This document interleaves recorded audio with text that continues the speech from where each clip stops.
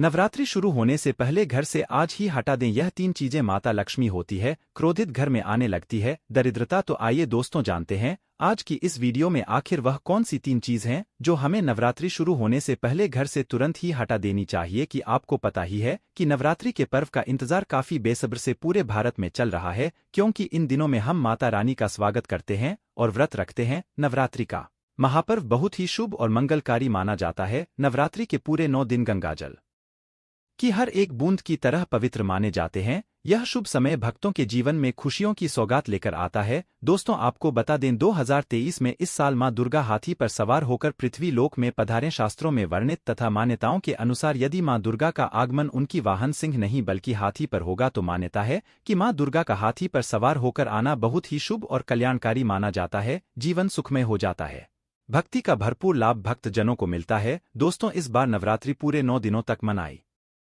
जाएगी, ना एक भी दिन कम ना ज्यादा, पूरे 9 दिनों तक मनाई जाएगी। मां शेरों वाली की विशेष रूप से पूजा आराधना की जाएगी। ऐसे में जो नवरात्र आने से पहले घर से यह चीजें हटा देता है तो उसके घर में मां वैष्णव का होगा आगमन, मां लक्ष्मी का होगा वास। मां शेरों वाली आपकी झोली खुशियों से भर देंगी, इसीलिए नवरात्र आने से पहले घर से यह चीजें फौरन हटा दे। दोस्तों आज हम कुछ ऐसी ही गलतियों के बारे में जानेंगे जो यदि आपके घर में भी होती है तो मां लक्ष्मी कभी नहीं करती ऐसे घर में प्रवेश, फिर चाहे आप कितनी ही पूजा पाठ कर लो, मां लक्ष्मी ऐसे घर में कभी नहीं आती। ऐसे घर से देवी देवता भी सदैव रहती है नाराज। दोस्तों पूरी जानकारी को देखने के लिए इस वीडियो को अंत तक अवश्य देखें। सच्ची श्रद्धा से कमेंट बॉक्स में लिखें हर हर महादेव, ओम नमः शिवाय। महादेव के लिए एक लायक तो बनता है। दोस्तों सबसे पहले नवरात्रि के पहले की मंदिर की अच्छी तरह से साफ सफाई कर ले। मंदिर के अंदर यदि पुरानी मालाएं हैं, टूटी फूटी मूर्तियां हैं, उसके साथ ही खाली माचिस के डिब्बे रखे हुए हैं तो उन्हें फेंक दें तथा टूटी मूर्ति को किसी नदी में प्रवाहित कर दें। घर में छोटे बच्चों को नवरात्रि का व्रत नहीं रखना चाहिए, इससे उनकी जान को खतरा हो सकता है, क्योंकि इस व्रत में शरीर को अधिक शक्ति की जरूरत होती है। माता शेरोवाली की तस्वीर यदि कांच के फ्रेम की है और वह कांच हल्की सी भी यदि टूटी हुई हो तो ऐसी कांच को बदल वाले या ऐसी तस्वीर को जल में विसर्जित कर दे। टूटी मूर्ति की पूजा करने से, टूटी तस्वीर की पूजा करने से आपकी वृद्धा व्रत आदि सब टूट जाता है, आपका व्रत खंडित हो जाता है। दोस्तों नवरात्रि के 9 दिन बहुत ही पवित्र होते हैं। नवरात्रि के इन 9 दिनों में आचार विचार और घर को साफ सुथरा और पवित्र रखना अति आवश्यक है। इसीलिए नवरात्रि के 9 दिनों में ब्रह्मचर्य का पालन किया जाता है और तामसिक भोजन ग्रहण नहीं किया जाता। नवरात्रि के 9 दिनों में माता रानी के भक्तों को प्याज, लहसुन, मांस, मदिरा और अंडे से दूर रहना चाहिए। अधिकतर भक्त इन नियमों का पालन भी करते, किंतु वह एक गलती कर बैठते हैं, वह नवरात्रि के 9 दिनों में अपने घर इन चीजों को रख लेते हैं। ऐसा भूलकर भी नहीं करना चाहिए। भागवत पुराण के अनुसार नवरात्रि के 9 दिनों तक माता रानी अपने भक्तों के घर में वास करती है। यदि आप भी चाहते हैं कि माता रानी आपके घर में वास करें तो आप अपने घर के वातावरण को पवित्र रखें और नवरात्रि शुरू होने से पहले ही अपने घर से प्याज, लहसुन, मीट, अंडा और मदिरा को बाहर निकाल दें। अपने घर साफ रखें। इन वस्तुओं को घर से बाहर निकालने के पश्चात अपने घर में गंगाजल का छिड़काव अवश्य करें। भगवद गीता में भगवान कृष्ण कहते हैं, बगैर गंगाजल छिड़काव कोई भी मंगल कार्य सफल नहीं माना जाता। गंगाजल का छिड़काव स्वयं भगवत गीता में श्री कृष्ण ने बताया था। आपके घर में गंगाजल ना हो तो मार्केट से गौमूत्र ला सकते हैं और गौमूत्र लाकर आप गौमूत्र का अपने घर में छिड़काव करें। बस थोड़ा सा पानी में डाल ले, इससे आपके घर का पवित्र हो जाएगा। घर में मौजूद नेगेटिव ऊर्जा भी नष्ट हो जाएगी और जिस घर में वातावरण पवित्र होता है और आत्म ऊर्जा नहीं होती वहां माता रानी का वार सदैव होता है। नवरात्रि के पहले आप अपने पूरे घर की अच्छी तरह से साफ सफाई कर लें। घर में जो भी फालतू सामान है, फटे पुराने कपड़े, उन्हें बाहर निकाल दें। घर में बेकार पड़ा सामान नेगेटिव ऊर्जा लाता है, इसीलिए गंदगी बिल्कुल भी ना करें। धूप दीप जलाकर को स्वच्छ रखें। दोस्त तो माता के आगमन के लिए घर का दरवाजा अवश्य सजाना चाहिए, इससे माता आकर्षित होती है और घर के द्वार में प्रवेश करती है। मां के आगमन के लिए द्वार को फूलों से सजाना चाहिए। दोस्तों कई लोग ऐसे हैं जो माता रानी की चौकी कागज बिछाकर बनाते हैं, जो कि बिल्कुल गलत माना गया है। माता की चौकी के लिए आप नीचे लाल कपड़ा ही बिछाए, काला कपड़ा और सफेद कपड़ा भूलकर भी नहीं बिछाना चाहिए। ध्यान रखें कपड़ा नहीं होना चाहिए। दोस्तों यदि आपके घर में देवी देवताओं की खंडित मूर्तियां या फटा हुआ चित्र यदि हो तो उसे किसी पवित्रता नदी में विसर्जित कर दी, क्योंकि ऐसी मूर्तियां और चित्र दुर्भाग्य लाती है। देवी देवताओं की खंडित मूर्ति की पूजन ना करें और ना ही उन्हें घर में रखें, क्योंकि उन्हें घर में रखना बुरा माना जाता है। दोस्तों वही अधिकतर लोग अपनी छत पर या अपने घर के मुख्य दरवाजे के आसपास कबाड़ इकट्ठा कर देते हैं। ऐसा करना अशुभ माना जाता है। यदि आप अपने घर में घर के मुख्य दरवाजे पर या छत पर या फिर खासकर घर के उत्तर दिशा में कबाड़ इकट्ठा कर दिया है नवरात्रि शुरू होने से पहले उस कबाड़ को घर से बस यही निकाल दें दोस्तों। यदि आपके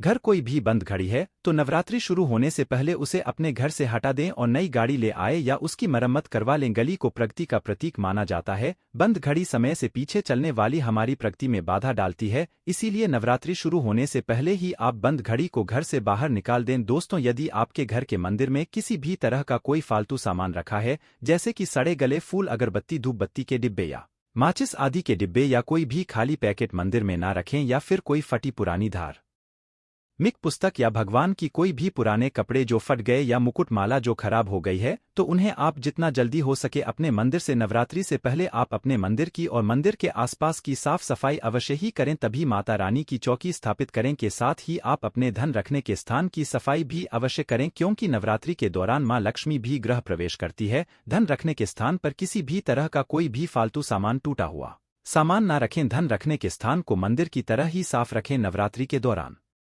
माता रानी की पूजा में कौड़ियों को शामिल करें। माता के साथ साथ रोजाना कौड़ी का भी पूजन करें। इसके पश्चात आप कौड़ी को धन रखने के स्थान पर रख दें। ऐसा करने से बरकत सद होती है। यदि आपके पास पुराने जूते चप्पल इकट्ठे हो गए हैं तो नवरात्रि से पहले उन्हें घर से बाहर निकाल दें। पुराने जूते चप्पल की अशुभता के कारण ही घर में नेगेटिव ऊर्जा आती है और घर में अशांति और कलह का माहौल रहता है। नवरात्रि आने से पहले घर से जाला निकालना ना भूले। यदि जिस घर में जाला है उस घर में माता रानी कभी वास नहीं करती। साथ ही साथ टूटे फूटे बर्तन यदि घर में पड़े हैं या टूटा हुआ आईना भी यदि घर में हो तो उसे भी निकाल दे। घर में टूटे फूटे ईंट पत्थर भी नहीं रखना चाहिए, इससे मां लक्ष्मी नाराज हो जाती है। अब हम जानते हैं नवरात्रों के दौरान क्या नहीं खाना चाहिए और क्या नहीं पीना चाहिए और कौन सा फल खाने से व्रत संपूर्ण और सफल हो जाता है। दोस्तों, हमारे चैनल को सब्सक्राइब अवश्य करें और बेल आइकन को दबाना ना भूले। तो आइए शुरू करते हैं दोस्तों। नवरात्रि के दिन सेब अवश्य खाना चाहिए। शास्त्रों में बताया जाता है कि भगवान के भोग में सेब आदि अवश्य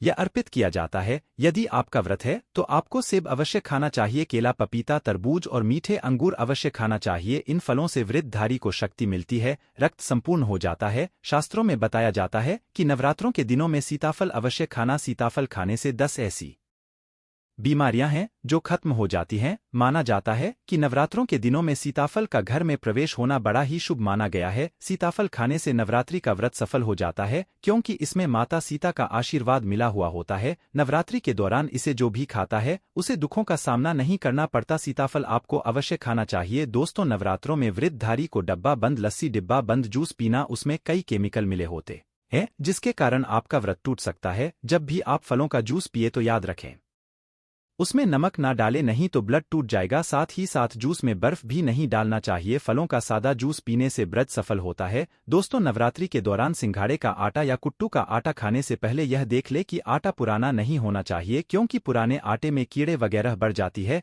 इसके कारण आपका व्रत टूट सकता है, क्योंकि यह छोटे छोटे कीड़े हमें दिखाई नहीं देते और आपके मुंह तक पहुंच जाते हैं। ऐसा आटा खाना मतलब कीड़े कोरों का मांस खाने के बराबर माना गया है। दोस्तों, नवरात्रि के दौरान आप शाम के समय खाने में दही ले सकते हैं, आलू वगैरह खा सकते हैं, साबूदाने की टिकिया बनाकर खा सकते हैं, साबूदाने की और आलू के पापड़ भी खा सकते हैं। कई सब्जियां तो ऐसी हैं जो नवरात्रि के दौरान भोजन में शामिल, इससे आपको एनर्जी मिलेगी। और नवरात्रि के दौरान आप दूध पी सकते हैं जो आपको ताकत देगा। चाय वगैरह भी पी सकते हैं, किंतु याद रहे उसमें नमक ना डाले। एक बात का ध्यान रहे, व्रतधारी को पेट भर खाना यानी गले तक भोजन नहीं करना चाहिए, नहीं तो व्रत रखने का कोई भी फायदा नहीं होगा। थोड़ा थोड़ा खा सकते हैं। दोस्तों, नवरात्रि के 9 दिन आदि शक्ति मां दुर्गा को समर्पित होते हैं। नवरात्रि के 9 दिन माता के 9 अलग अलग स्वरूपों का पूजन किया जाता है। नवरात्रि के 9 दिनों में माता रानी को अलग अलग स्वरूप के हिसाब से अलग अलग भोग अर्पित किए जाते हैं। किंतु क्या आप जानते हैं, कुछ ऐसी वस्तु है जिन्हें नवरात्रि के दौरान भूलकर भी माता रानी को अर्पित नहीं करना चाहिए। यदि इन वस्तुओं को आप गलती से भी माता रानी को अर्पित कर देते हैं तो आपको व्रत और पूजन का पूर्ण लाभ नहीं होगा। इसीलिए माता रानी की प्राप्त करने के लिए आपको यह जानना अति आवश्यक है कि वह कौन सी ऐसी वस्तु है जो माता रानी के पूजन में भूलकर भी प्रयोग नहीं करना चाहिए। तो आइए मां का जयकारा लगाते हुए वीडियो को शुरू करते हैं। दोस्तों, नंबर 1, नवरात्रि के दौरान शादीशुदा महिलाओं को सफेद कपड़े पहनकर पूजा पाठ नहीं करना चाहिए। साथ ही साथ काले कपड़े भी नहीं पहनना चाहिए, इससे पूजा व्रत आदि खंडित हो जाती है। माता की चौकी जब आप लगाएं तो उसके कागज नहीं लगाना चाहिए। माता की चौकी सदैव लाल कपड़ा बिछाकर ही बनाना चाहिए। सदैव याद रहे, नवरात्रों के इन 9 दिनों तक वृद्धधारी को अपना आसन मां की चौकी के आगे ही लगाना चाहिए और वहीं पर आपको सोना चाहिए। मंदिर को नवरात्रों के दौरान अकेला नहीं छोड़ा जाता, बहुत ही अशुभ माना जाता है। इससे दुर्गा माता नाराज हो जाती है और सदैव के लिए चली जाती है। दोस्तों, नंबर 2, नारियल। हिंदू धर्म में नारियल को समृद्धि, धन और सम्मान का सूचक माना जाता है। नारियल को श्रीफल भी कहा जाता है। नारियल को सुख समृद्धि में वृद्धि करने वाला माना जाता है। नारियल तो हर मांगलिक कार्य में विशेष महत्व होता है। जैसे कि आप सभी जानते हैं कि माता रानी के कई मंदिरों में नारियल से बलि भी दी जाती है और माता रानी के पूजन में नारियल का प्रयोग हम सभी करते हैं। खासकर कलश की स्थापना नारियल रखकर ही की जाती है। माता रानी के पूजन में हम नारियल प्रयोग करते समय कुछ गलती होती है। दोस्तों, नारियल कई प्रकार के होते हैं, एक हरा, दूसरा सूखा जिसके अंदर पानी होता है। जींस नारियल के अंदर पानी होता है। माता रानी के पूजन में सदैव पानी वाला और जटा वाला नारियल ही प्रयोग करें। नारियल का पूर्ण होना चाहिए, ना चटका हुआ में टूटा हुआ नहीं होना चाहिए, क्योंकि साबुत नारियल ही पूर्ण और पवित्रता का प्रतीक होता है। साबुत नारियल ही सुख समृद्धि का प्रतीक होता है। नारियल को ही श्रीफल यानी कि मां लक्ष्मी का फल कहा जाता है। नवरात्रि में माता रानी के कलश की स्थापना करते समय जटा वाला यानी पानी वाला नारियल ही कलश पर स्थापित करना चाहिए। साथ ही यह ध्यान रखना चाहिए कि नारियल को सदैव कलश के ऊपर लेटा कर रखना चाहिए। घट स्थापना करते समय कभी भी नारियल को खड़ा करके नहीं रखा जाता, नारियल को सदैव लेटा कर कलश के ऊपर रखा जाता है। साथ ही नारियल को स्थापित करने से पहले आप नारियल को लाल कपड़े में लपेटकर उस पर और फिर लाल चुनरी उड़ाकर आप नारियल कलश के ऊपर स्थापित करें। शास्त्रों के अनुसार कलश के ऊपर जब सही तरीके से नारियल रखा जाता है और सही प्रकार का नारियल रखा जाता है, तभी ही व्रत और पूजन का पूर्ण फल प्राप्त होता है। यह भी ध्यान रहे कि महिलाएं माता रानी को नारियल अर्पित तो कर सकती है, किंतु कभी भी माता रानी के सामने नारियल को भूलकर भी ना तोड़े, क्योंकि नारियल बीज रूप होता है और स्त्रियां बीज रूप से ही शिशु को जन्म देती है, इसलिए कभी भी महिलाओं को नारियल तोड़ना चाहिए। दोस्तों, नंबर 3, लंग। लंग हम सभी माता रानी के पूजन में प्रयोग करते हैं, किंतु लौंग का प्रयोग करते समय एक बहुत बड़ी गलती कर बैठती है। सदैव ध्यान रखना चाहिए कि माता रानी को सदैव फूल वाली लौंग ही अर्पित करना चाहिए। जिस लौंग के ऊपर फूल नहीं होता या फिर जिस लौंग के पीछे लकड़ी की डंडी नहीं होती, उसको आप माता रानी के पूजन में भूलकर भी प्रयोग ना करें। फूल वाले लोगों को ही पुण्य माना जाता है और रानी के पूजन में कोई भी अपूर्ण वस्तु, कोई भी खराब वस्तु या टूटे हुए अक्षत प्रयोग नहीं करना चाहिए। इसीलिए सदैव माता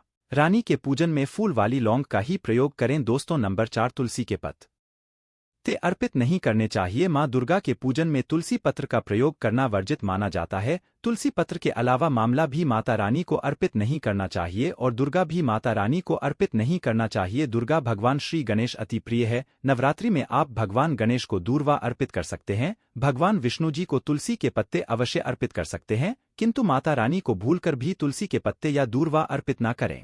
माता रानी को सफेद फूल भी अर्पित न करें। माता रानी को सदैव लाल रंग के फूल अर्पित करने चाहिए। लाल रंग के फूल माता रानी को अति प्रिय है। खासकर माता को गुड़हल और कमल के फूल अति प्रिय। शास्त्रों में बताया जाता है कि घर में माता रानी की दो या फोटो नहीं होने चाहिए। इस बात का भी आप विशेष ध्यान रखें कि माता रानी के पूजन में कोई भी खंडित चीज प्रयोग ना करें। पंडित चीज जैसे कि चटका हुआ या टूटा हुआ दीपक या फिर अटका हुआ कोई बर्तन। साथ ही यह भी ध्यान रहे कि लोहे के और प्लास्टिक के बर्तन आप माता रानी के पूजन में प्रयोग ना करें, क्योंकि प्लास्टिक के चाइनीज बर्तन हड्डियों के पाउडर से मिलकर बनते हैं। ऐसा ना करें। ऐसे बर्तनों को माता रानी के पूजन से सदैव दूर। माता रानी को जो पुष्प अर्पित कर रही है